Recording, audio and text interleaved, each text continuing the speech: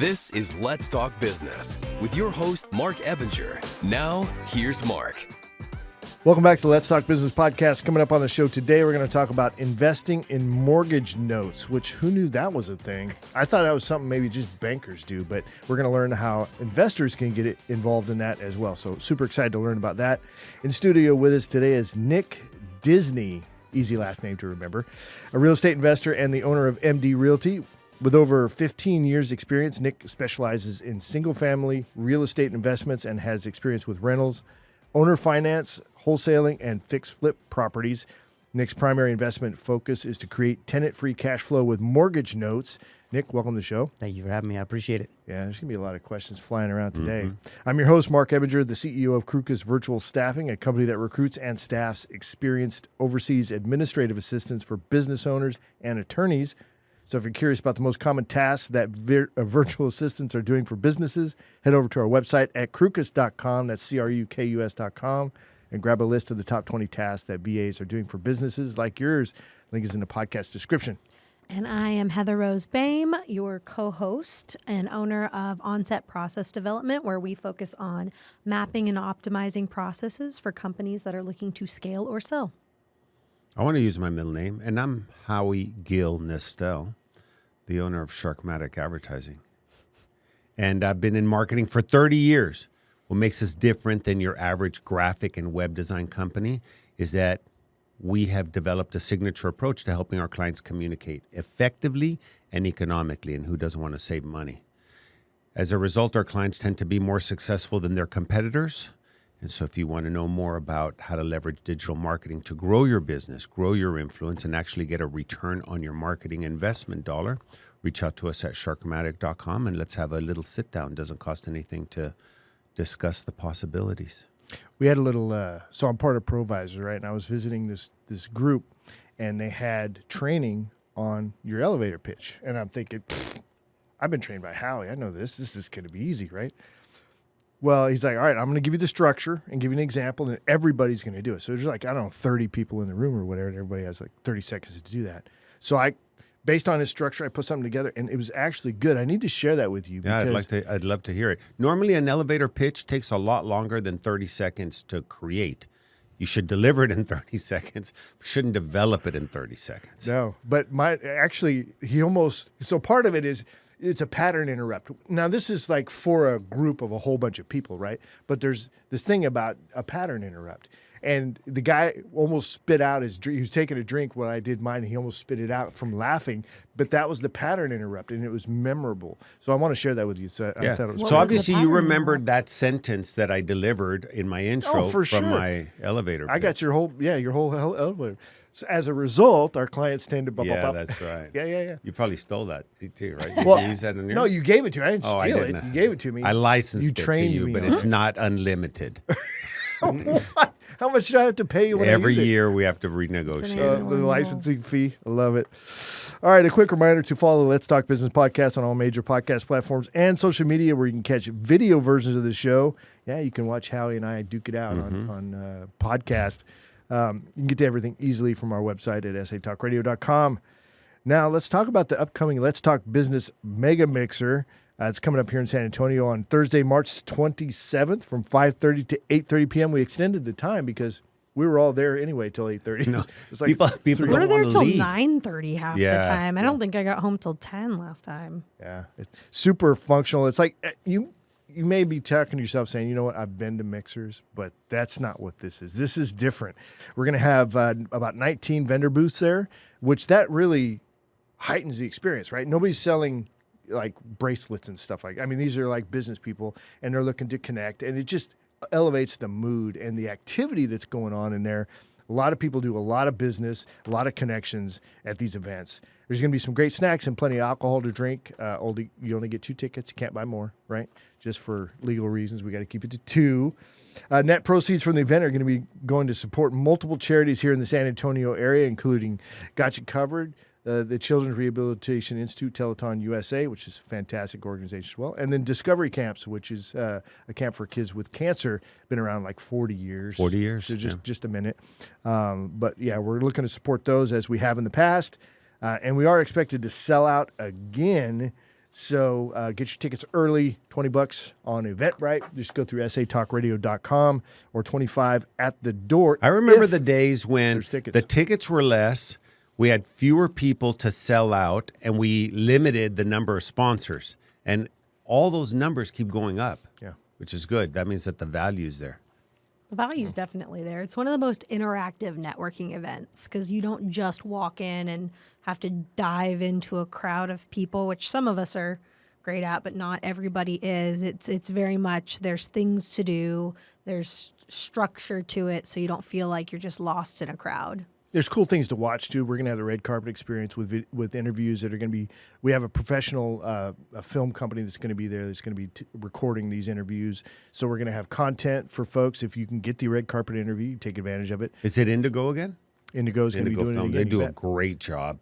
Yep. And then the hosts and hostesses actually do the interviews, which I think is really cool. Yeah, because we got experience doing it. I probably won't be doing any interviews over there, although I think you and I got together for an interview. I saw that clip. I really like that clip. Yeah. Too. We're just having a good time. And that's really what it's about when you're in a good mood, got a little bit of alcohol, and there's plenty of activity going on. It's just, it goes, and it works very, very well. And bring your calendar on your phone so you're ready to book meetings with anybody that you want to connect with after the fact, because that's Roger the easiest that. way to do it. All right, so a quick shout out to Kevin Pate and his team at Professional Services Technology for being a gold sponsor for the upcoming Let's Talk Business Mega Mixer on March 27th. Based in San Antonio, Professional Services Technology is an IT company specializing in assisting small to medium-sized businesses with their technology needs.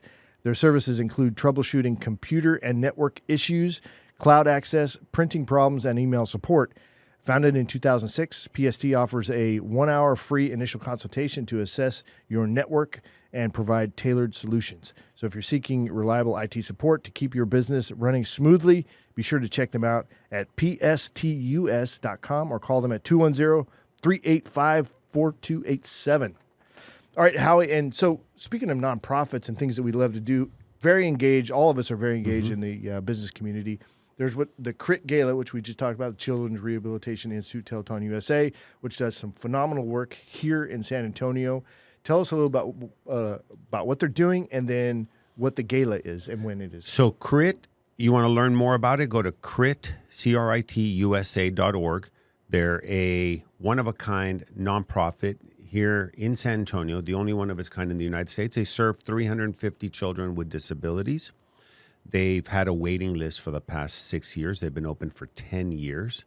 And the gala that's coming up on May 17th that I'm chairing goes to support these kids and their families through their rehabilitation. Most of the kids that go to CRIT have no insurance and no ability to pay for the treatment. And so they CRIT implements these 4 pillars of treatment, and they get phenomenal results. There are families who I've met who were told that their kids would not walk or talk. And after several years of rehabilitation, they're walking, talking, singing at the gala. They come out to the golf tournament. It's incredible, the kind of results that CRIT is able to get. And they do that because they don't have to worry about what's covered in insurance, what's not. Everything is privately raised, and all those services are provided pretty much for free. And it's the gala is on May 17th. It's at Security Service Federal Credit Union. Every year it's inspirational. It's fun. Bring some tissues because you'll hear some emotional stories from the actual families. And then our goal is to have 300 people in the room and to net a couple $100,000 that goes to support these kids. Yeah, it was a real success last year. A lot of fun, too. Got to meet some good people. It's a little bit of networking going on there, too. Of course, always bring your business cards and connect. And bring your wallet because there are a lot of cool auction items. Great stuff. Yeah, Tito still complains about how he got outbid for, I think it was a trip or something. Oh, yeah, he wanted. bid on the trip to, like, Portugal, I think it was. Yeah, but yeah, he got outbid, and he's still bitter about that. But Then he should come back He and should. try again. Try it Ready again. So is there going to be another trip like that? Or do you know pick what? that? Or I don't get to pick it, but I work on auction items as, table captains get to work on auction items as well. So if you know anybody, maybe we can do a cruise, a Let's Talk Business podcast cruise. We donate that, and they get to come with us. Okay. All right, why not? I'm open to ideas. All right, so Nick, Obviously, very, very interesting, but about the mortgage note investment thing. But before we get to that, tell us a little bit about your background. Just kind of give me that 90 seconds in on what brought you to where you're at now. Sure. 90 seconds in, I was working my 9-to-5 job like everybody is, and kind of wanted to be able to do something else or something in addition to that. I read a whole bunch of books and learned a little bit about cash flow and how creating, passive monthly income can really start to change where you're at financially. The hard work wasn't a problem, so I did it and I kept my job and started to build over time, but found real estate investing to be something that fit for me and something I could grow with.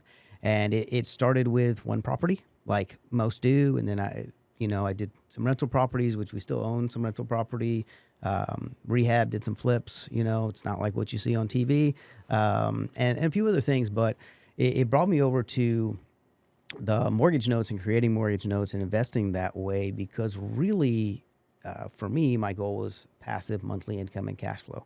And I haven't found a better way to do that outside of the mortgage notes. I think, there's lots of different ways you can invest, and lots of people do different things and are successful. But for me, and to create monthly cash flow, this is where I saw the best results and have had the most success. Now, Howie, you've been involved in real estate investing. You're doing some fix and flip type stuff, but this idea of not having to do short or long-term rentals, which I know you're not doing, but it's like that is burdensome to me, to the maintenance and the whatever. Now, if you happen to own a handyman company or a general contracting company that can take care of this at a high level, that's good too. That's why I'm interested in this, because it's strictly, hey, you buy the note to the property. But I do want to get into things like risk. What are some risk factors and that people wouldn't necessarily expect? So it's like any investing, and like anybody will tell you, all investing has some risk. There is none that is risk-free. If someone told you that, they're probably lying. But when you're looking at mortgage notes, right, all mortgage notes are an investment, right? They're either the banks have them as an investment or people own them as an investment. And so when you look at the risks, at the end, people think, well, what if they don't pay the mortgage? That is true, right? There are consequences if someone decided not to pay. Now, there's lots of things you can do to protect yourself and set everybody up for success, which is what you would want to do. But if they didn't pay, then what is your risk? Your risk is that you're going to have to go down a path to recoup your investment. But one of the things that I like about investing in notes is there's a piece of collateral that stays with your investment until you've been paid your full amount. That is the house. That's how mortgages were designed. And if anybody's had a mortgage, you sign a deed of trust, and that ties that property to it. So if they decide not to, you can take that collateral, which happens to be the property, back. Mm-hmm. So I'm curious how you structure it. Are you going out and finding sellers who own their house outright and giving them like a percentage and getting a note on the rest? Are you buying these homes in cash and then doing a mortgage? How is that structured so that you're able to sustainably build up your mortgages? So it's a great question. So what we'll do is we have different parts of the business, but we started off by marketing for houses. We buy houses, cash for houses. We'll pay cash for your house. We're looking for people who want to sell their house so that we can go in and we can add value to that property. Similar to flipping a property or, rehabbing a property and then renting it. We're going to do that. We're going to buy this property. It'll either be with cash or private lending. A lot of individuals do short-term loans. But buy the property, we'll rehab the property, so we've added value to it. When we go to sell it, instead of saying, hey, Howie, go down to Wells Fargo, you get your loan, you come up and you buy it. Okay, if you bring your down payment, we'll finance the property to you. There's obviously several more steps, right? But we're creating that mortgage, right? So now Howie's going to pay us every month, just like he would set up his payments to a bank. He's going to pay us. Once we have it set up, and once it's set up right, you can sell those. They get sold all the time by banks, right? The bank that you got your mortgage with probably packaged that mortgage and sold it. You can also do it individually. There's just a lot of people don't know or don't think that that's an option, but that's the basic idea of the process. You're selling it on the secondary mortgage market. Okay. So I like to do everything wrong first myself and then learn. So I'm glad that you did it reverse. You read books, you learned it the right way, and then you did it the right way. Yeah.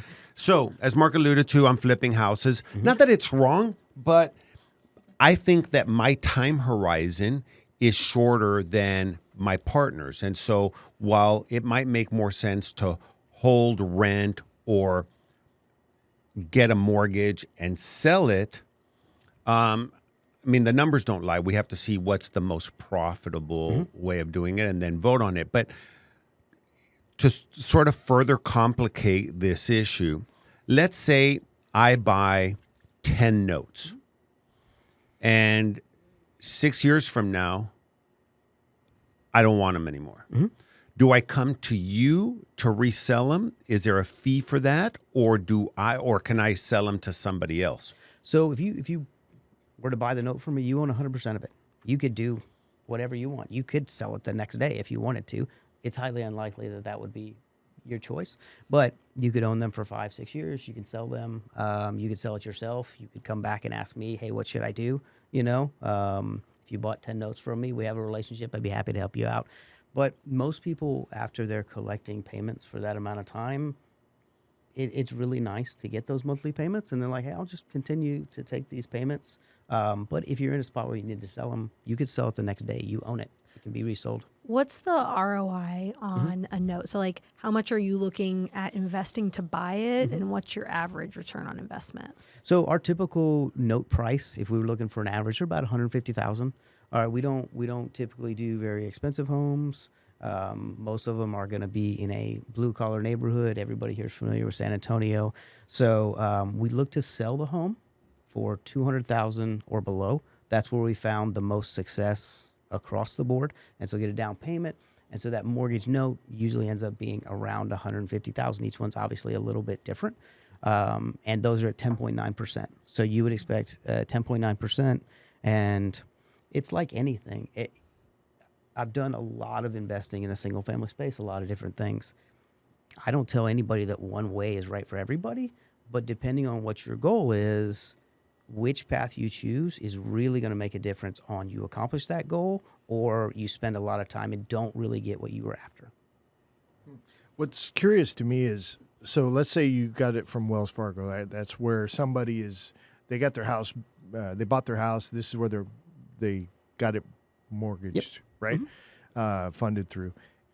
When Wells Fargo decides you want to buy it from Wells Fargo, are they selling it at a discount in order, because the person's interest rate's not going to go up, right? When the note is transferred from one person to another, so they're always going to pay the same. If they got it at 6.5%, It's a 6. that's what they're going to pay. So does Wells Fargo sell it for less than that in order to cash out, or how does that work? Well, so we typically sell ours at unpaid principal balance. Okay. Now ours are at 10.9%. So most people aren't coming saying, hey, I need more than that. So if it's $153,610, you pay $153,610. It's at 10.9% the whole time. We couldn't go buy from Wells Fargo because we'd probably have to buy, I don't know, $300 million at a time. And that's not really feasible for folks, especially not me. And so we're looking we specialize and we focus on notes that were sold individual, owner finance. Where we found more success is making sure there's a whole lot of steps you want to take to make a really good quality mortgage. And by following all those steps, and you can do them, they're not necessarily hard. There's just a lot of them and you need to know them. And like anything, y'all's business, every business experience helps, right? And so our goal is we're going to buy this house, we're going to rehab it, we're going to sell it to a good family who needs our financing. We're going to create that mortgage note. We want that set up for success for the long term. We're looking for people who can make this payment, comfortably make this payment for a long term. Well, the homeowner may not even know that the note has changed hands, correct? They will get a letter. But they're not going to be affected by it. They are not affected No, by it's it. just who they pay changes. Right. And So sometimes that doesn't even change, but it just Right, because you set up a mechanism where it pays for that house and it goes into a bank account. Then when you sell the note, the bank account goes with it. So we run all ours through a third-party servicer. So I don't go drive around town and collect payments, and most people that buy notes are not interested in that as well. So the borrower, the person who owns this home and makes their payment, they pay through a servicer. They specialize in collecting these. What they'll do is they'll collect the monthly payment, and ours are all set up where they have to escrow for taxes and insurance. So they'll hold the escrows for taxes and insurance, the servicer, and then if Howie bought that note, they'll send Howie the principal and interest payment. So they're always paying this person. And so this servicer is paying me if Howie buys the note and he wants to keep that servicer. He doesn't have to, but most most do, send them a message, hey, now the payments go here. We'll notify them that someone has purchased it, but they're still paying the same servicer, so it doesn't interrupt them. They still have the exact same process. It's just the principal and interest payment goes to whoever owns the note. Are you providing this as a service for other investors? Would somebody who wants to do this come to you and say, hey, you've got the hookup for notes and they want to buy some notes? Typically, people come because they want the notes, right? What ends up happening is they don't want to do all of the process to get there, but they're like, what I really want is the passive cash flow. Well, Nick, if you do all this stuff to get me there, yeah, I'll come buy that note. And you don't charge for that, right? We are a for-profit company, right? Oh, you are? We are a I for-profit didn't company. know that. And I have found that as long as you make the investor money, they're okay with you making money as well. We don't charge a fee to the investor. If somebody buys a note, I don't. If you come buy a note from me, I don't charge you X number of $1,000 to buy the note. Ours is built into our process. And so the short of that is we've bought this house, we fixed this house, we've added value to it, we sold it, we created a note, we did all that stuff. Oh, so you have your own You're not like like the shopping to equity. buy notes for other folks. You're creating your We're own. creating the note. Got It it. gives us more control as well. Well, more profit. It gives us profit too, right? But we also know the property. We know what's happening with the property. We know who we sold it to. We know everything behind the note. And so that we can stand behind it Well, if somebody it's a comes Howie, by. isn't this something you should be looking at? You guys are doing fix and flips. Would there be synergy there? Or have you guys ever, is that a thing? Or have you guys talked about that? Or Well, we've talked about properties that don't fit their buying criteria. right, you just need to And lower this- your fix and flips. Well, we're still learning. And so what happens with my partners and I is that we don't have a targeted price. Nick knows. Retail it under 200. Buy it for around 150. He knows how much he should put into it. We're still figuring all that out. And so we kind of shoot the arrow and then paint the target in afterwards. Like, yeah, that's what we were going for. But we're learning in the sense that, yeah, 10.9 as Howie Nestel as an investor, when I start comparing it to my investments in the stock market, look really good some years, not so good other years. But if it's consistent, I may like that. But in terms of the flipping of the houses, we look at a minimum of a 15% ROI, but it's not taking us a year to get there. Right. It might take us 90, 120 days. So if we do it in 1/3 of a year, now all of a sudden it's 3 times a 15%. It's a 45% return on our Can't you investment. have See- both? Can he have both, Nick? Well, he can't have both, right? But he can't. They won't be on the same property, right? There are people who have notes as investments, and then they still flip properties as Right. well. As far as Well, you can't. Wait a minute. So if he finds a good house and he does the rehab on Yep. it and he wants to sell it, Yep. can he carry the note on it he too? can absolutely do that. So you If can they've get the paid cash payout. for You it. can get your 50 grand or whatever, your 15% ROI, because it's part of that process. But then you've also got this other part, which is now you can carry the note and get a But then he ROI. has his liquid funds tied up in one property. If he spent $100,000 to buy the property, $25K to fix it up, they already invested that cash, so they can sell a note for $200K. But the $125 that they invested, that liquid capital, is still in the house unless they refinance it Oh, so that's into what a I was lump missing. sum. So that's the thing with flipping, is they have to take the money back out to invest in the next house, right? Yes, correct. Well, you could get the money from USAID. Yeah. They have extra money now that they're not paying it out. That's what I'm saying. Yeah. Fund American investors. Yeah, why not? Yeah, that's So- right. Fun to Howie. I have a different question. Yes, ma'am.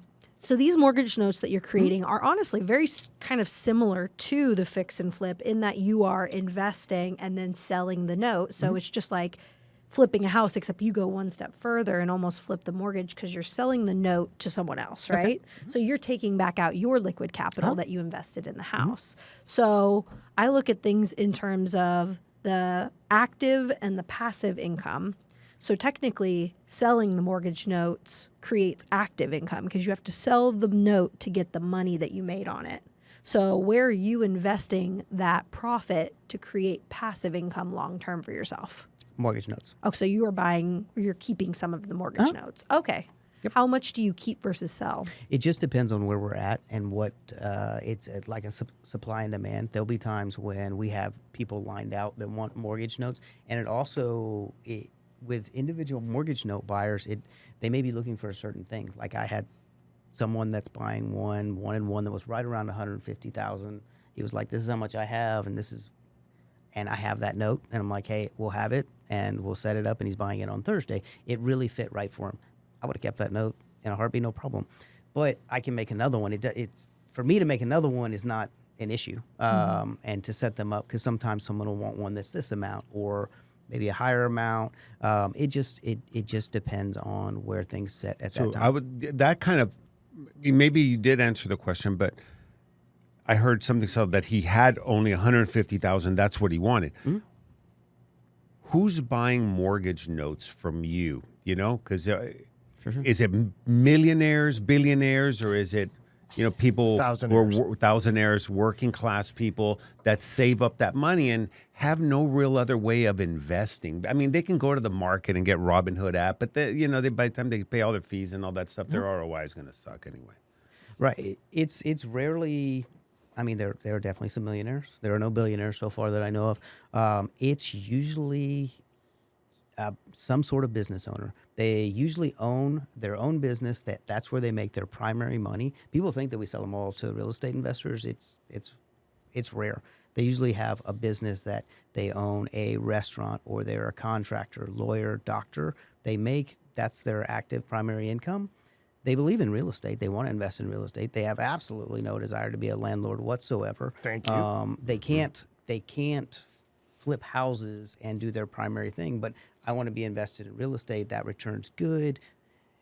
It's not, when you explain the concept, it's more that people hadn't thought about it, then they don't understand it. Because if you've ever paid a mortgage, you understand a lot of it, right? You're making that payment. Someone's now making that payment. You're collecting that payment. So that's our typical investor. It's business owners who make their money and they want to invest in real estate passively. That's a smarter way than renting, because, I mean, you're basically renting to the owner in this case. I mean, it's the same kind of a concept, but the owner has a lot more buy-in. Take care of that property. The owner has a lot more buy-in. Yeah. You see different things, and I am a landlord. We have a rental property as well. There are positives and less positives to it. But what you see with being a landlord is if you're going to manage these properties, people are going to call you with problems. That's part of being a landlord. You are going to pay real estate taxes. All of our real estate taxes go up every year. You're going to pay homeowners insurance. You're going to have vacancy and turnover and things like that. When you own the note, I mean, if the toilet breaks, you don't call Wells Fargo to tell them to come fix it. It's your toilet. You fix the toilet. You're responsible for the repairs, the upkeep. We have found that homeowners mostly take care of their property better than tenants. I've had some great tenants, left things spotless. I've also had some less than great, who didn't care for it because it wasn't their home. And so you put yourself in a really good spot, and you can create that passive monthly income, if that's your goal, it can be very passive. Is there anything else that the owner of the note can do or typically does to protect themselves and the assets? So, homeowners burn the house down. If they have insurance, the homeowner's going to get paid. Mm-hmm. But what happens if they abandon the house and it's trashed and they're gone? So, one, you don't want to buy a note that the value is more than the value of the property, right? If your collateral is a $200,000, you don't want to pay $201,000 for a note. That wouldn't make sense. You want something that's less than that amount, right? And the second thing is the homeowner's insurance. You're going to be added as the mortgagee or the also insured. It is rare that a house burns down, but we did have it happen once. It was just a freak accident. And what happens is, so when you're listed on there, that insurance is going to write the check to Howie and whoever has the mortgage. And both your names will be on there, right? So you both have to endorse that check, and it helps protect that you're covered, because if they say, hey, we're just taking off. Okay, well, you can. You don't have to fix the property, but you still have to pay the lien on the property. And so that's one way that you protect yourself. Also, when you're buying a mortgage, it's an amortization table, just like you've seen with any other mortgage, right? So when you get on the other side of that table and you become the one who's collecting the payments, what you see, especially like on a longer term mortgage, those initial payments, very little goes to principal. Most of that is interest going to the note holder or to the bank. So what you see is, as the investor okay, or owning the note, you start collecting a lot of that, but what you're owed goes down a lot slower. That's the way mortgages are set up. I didn't make them, but those are, the rules. Yeah, the system seems to be set up for the banker. The system is absolutely 100% set up for the banker. Yeah, you get all of the protections and none of the 100%. hassle. Now, are you doing 15 or 30-year notes? We'll do 15, 20, or 30 year. It'll depend on the borrower and what they qualify for. They can't just get a 15 if we can't show ability to repay. So there are quite a few steps to go through. Once we have it and we're listing it for sale and saying, hey, we'll finance this property, there are a lot of people that, hey, we'd like to buy it. We do require that they bring a substantial amount of money down. That is, with ours. That's one of your secret recipe things? It is one of our secret recipe things. You don't want to just take a couple $1,000 down that they got, tax return time or something like that. That is not a recipe for success. So you're going to have to take on people that don't have the best credit. Is that right? What we will take on, I wouldn't say we look for it. It just what comes are people with no credit.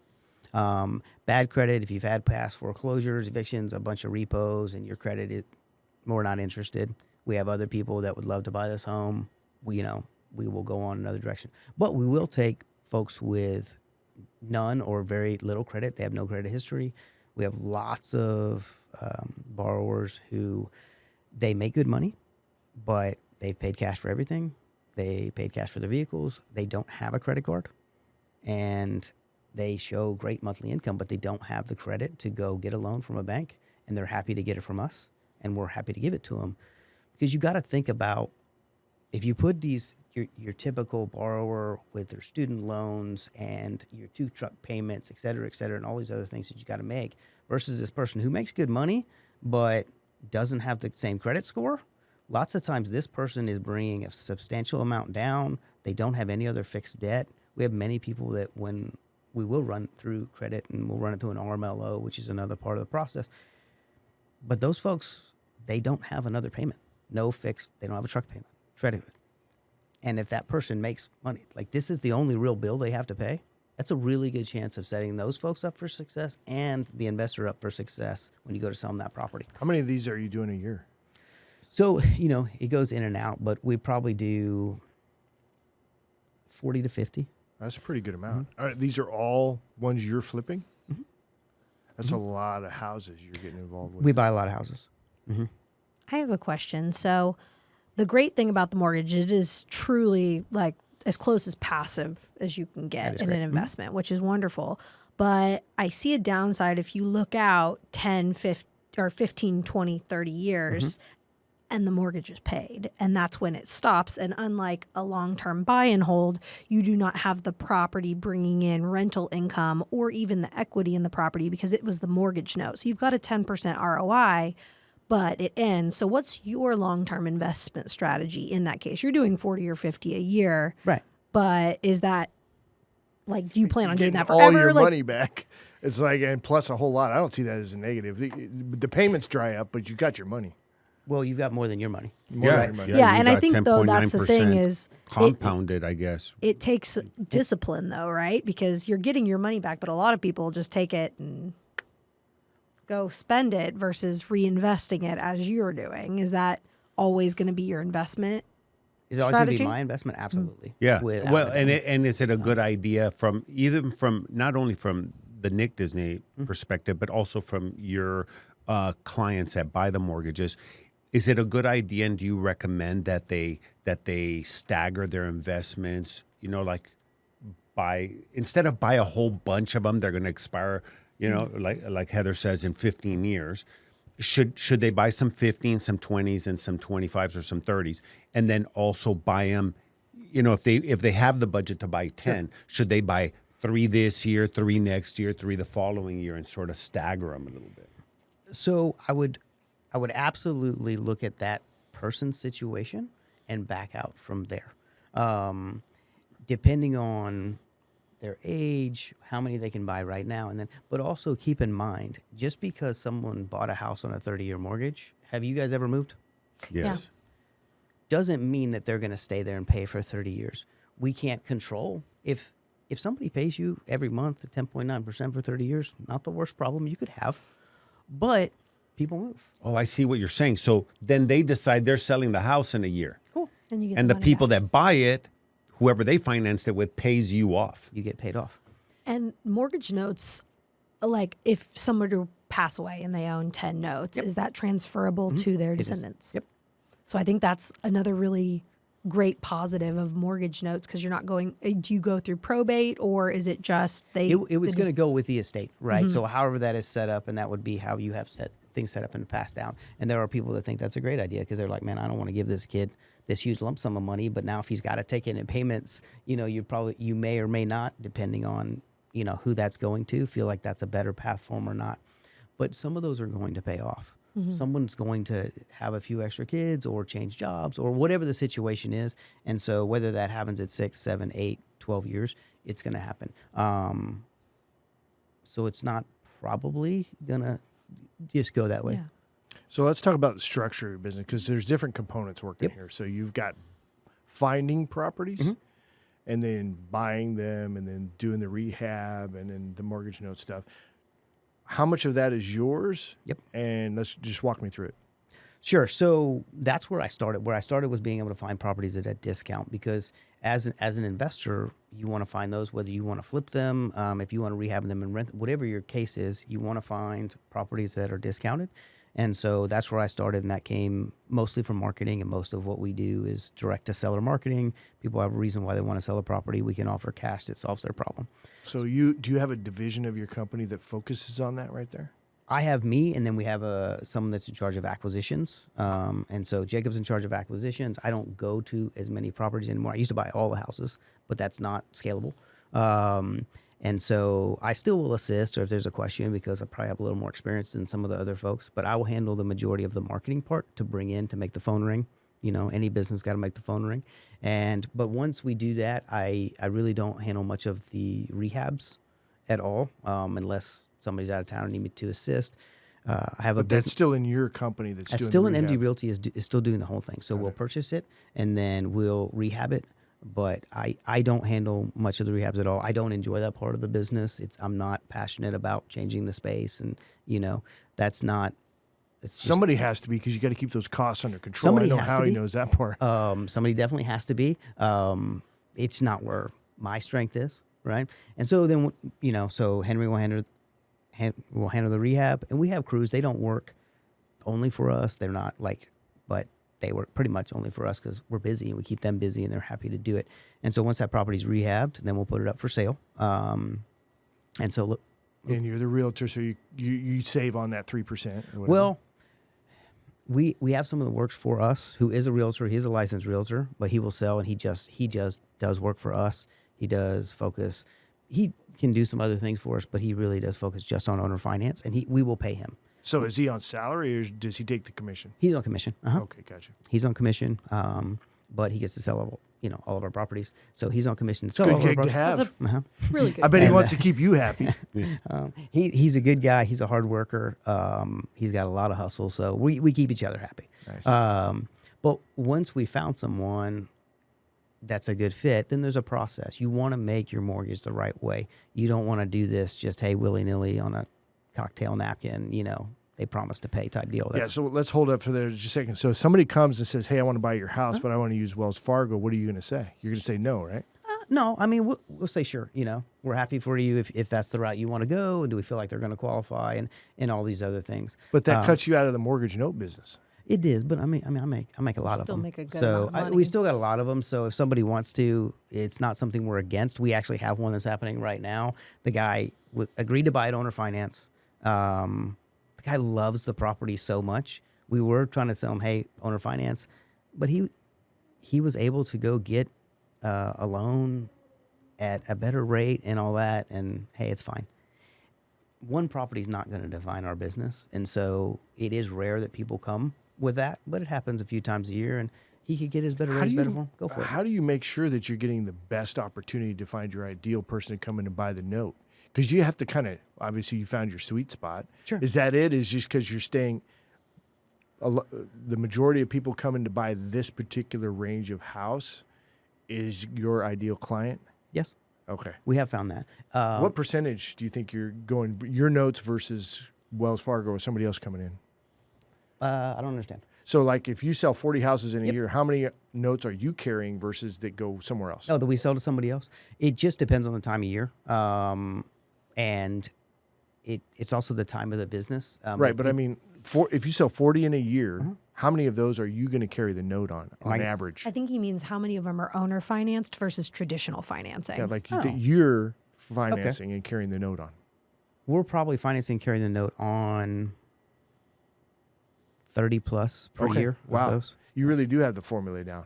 We've been doing it a long time. Yeah. You know, we made a lot of mistakes like anybody in any business does, and we've learned a ton of things to do right and things we would never do again.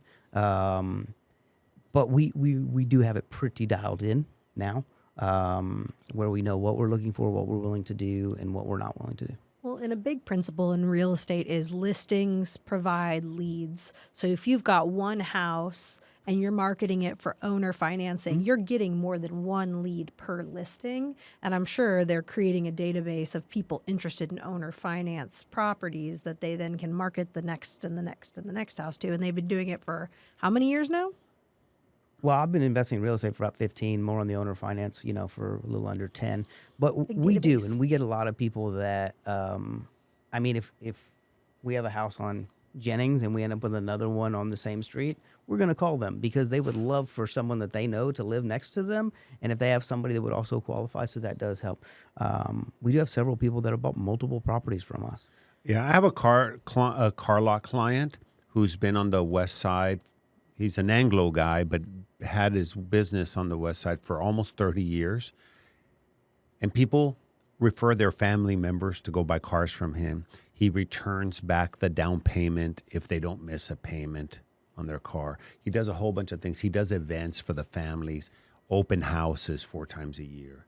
These for the kids. And he's become part of the community, and they trust him. And Nick and his partner, Jacob, have a certain sort of like trustworthiness, charisma, where people like them. It's not usually in real estate and other kinds of investments. You have these shady people trying to sell you something. It's like a get rich quick scheme. And one thing I picked up from Nick and from Jacob is that they're like an open book. You know, these are the things we've done. This is how we got to this point. Would you like to join us? It's very simple. This is what it costs you. This is what you make, and we're here to help you and answer your questions. Doesn't push anything, and I like that approach, and I'm sure that the people who buy homes from you guys also recognize that and see that. They do, and I appreciate it, and that's just how we do business. But if you give someone, a lot of these folks feel like they can't buy a home or don't know that they can, and they've gone somewhere and they're like, hey, you can't buy a house. Some of these folks make a really good living. They own their own business or they're an independent contractor. And, you know, when you set people up for success, people will refer you to other people. And it's the same thing happens. Yeah, with we have a investors. guy that works with us in fixing up our flip homes, and he's a carpenter. He's got 3 kids. He lives in a small house. You know, he's told me all this. He doesn't speak English very well. He makes freaking good money. I know because I've written checks to the guy. And he's making a lot of money every week. And he's really good at what he does. Custom cabinetry, you know, and he paints and he can do other stuff. And so you're right. There are these people, and it took him, he said, I think 15 years. And somebody, a neighbor or something, said that there was a house for sale and they were going to finance it, and he bought it from them. I'm sure it wasn't the most ideal thing, but he didn't know about buying a house in this country and how you own it, you know, and he says he fixes it at home. So a lot of the things that we take out of some of our flip homes, he asks if he can have it or buy them. Like, just take it. And then he puts it into his house and he fixes it himself. But these are people that are making good money. When I say good money, I'm talking about close to $100,000 a year consistently. And you can certainly buy a $200,000 house for that. For sure. Well, and I payments. think, you know, everybody knows the saying, the riches are in the niches. And this is a great example of a great niche that you found and you cater to. It's not like you're buying every house under the sun. You're buying the type of houses that the people within your niche want. You've been in business for 15 years. How long do you think it took you to really dial in on that niche? And how do you know you're really dialed in? Because you don't know what you don't know 5 years from now, right? That's fair. I'm never one to be, to sit and be comfortable and think I know it all. I'm not that person by nature, and we're still learning stuff. Yeah, but there must have been a tipping point, right? Where you're like, okay. The progress started to Yeah. really happen, that point. And it happened in phases. I was looking at these different properties where, and I was looking at the returns that were coming, and I met other people that owner finance, and I saw what they did. I also saw what worked for them, and what I was like, man, that's not the business I want, but there are pieces of this that are really smart. And so you started adding those together, and then you really dial in the process of, okay, what product do we need that these folks want? Most of these people want to live in the same neighborhoods that they work in, their friends live there, and that happens to be a niche that we cater to. We do want to make a certain return. If we do 10.9 on $1 million home, I don't know what that payment is. We've never done it, but it's very, very high, and it doesn't fit as much. There's not as many people that want to come in, and someone has to come in to buy it. Our investments are not inexpensive already. We're not trying to make them 10 times as much, because then most people can't afford them. And then just really dialing your process of how you're going to go A to B, and things that we're just not going to do. We're not going to sell a fixer-upper, beat-down, super rough house to someone, who has a whole family and nothing works on the house just because we can. I'm not interested in it. I'm not going to do it. That you are setting them up for failure.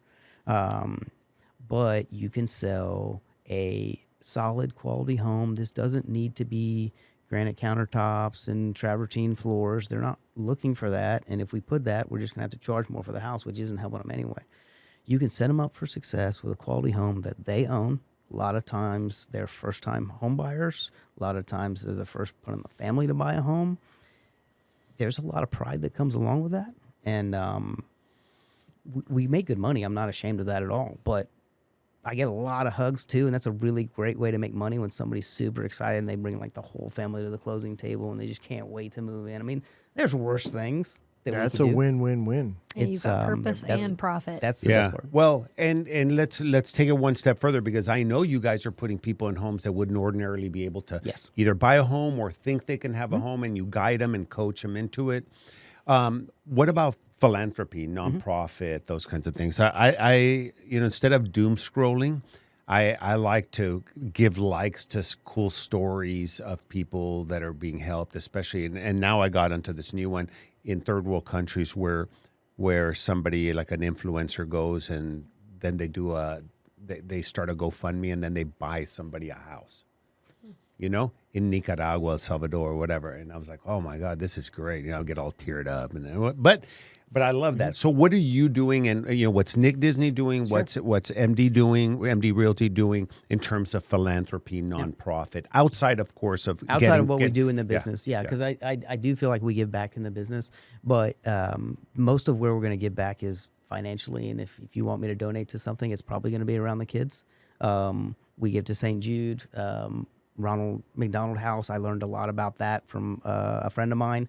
And, if you want me to write a check to one of those, it's good. By the way, the Ronald McDonald House provides housing for a lot of the families that come in from out of state to go to CRIT, to get services at CRIT, because they can't afford to stay at a hotel.